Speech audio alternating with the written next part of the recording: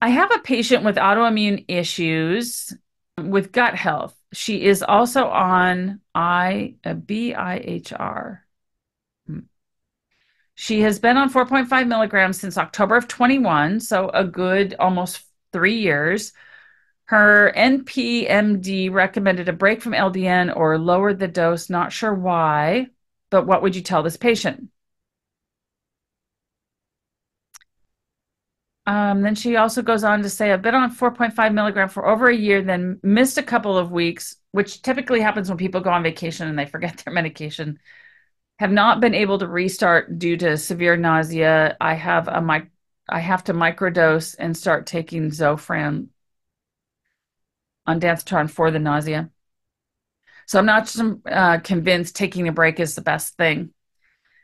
Well, I'm not always necessarily convinced that taking the break is a good thing either. Okay, so let's break this down a little bit.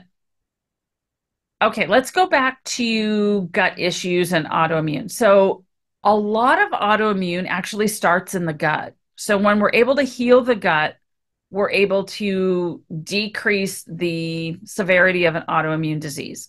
It doesn't matter what autoimmune, a lot of times it is associated with something going on in the gut.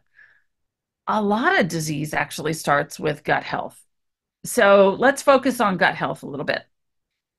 Gut health, there are so many great stool sample kits out there that you can really take a look at what is going on.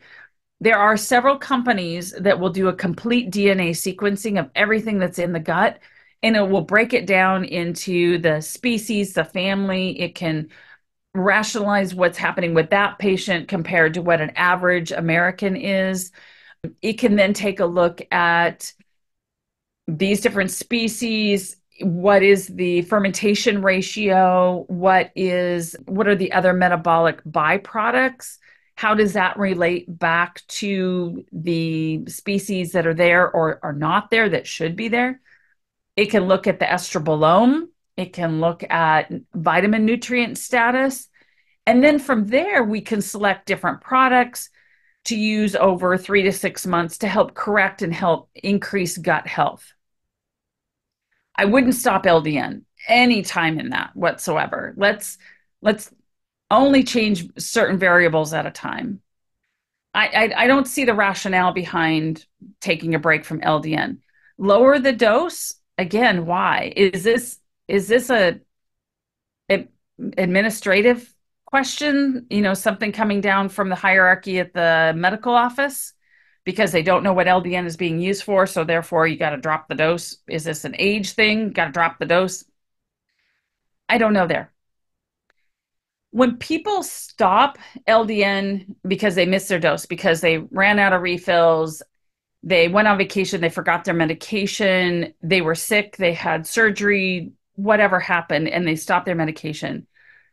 It is very common that even just a 2 week, just a couple week break, they need to start all the way back down. And honestly, the more I talk to patients, if somebody's been on 4.5, even for a few months, but in this case for over a year, I would actually restart at like zero point 0.1 milligram.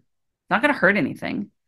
But with zero point 0.1 or 0.25, you can just increase by that amount every 7 to 14 days and really hone in on what your new happy dose or sweet spot is.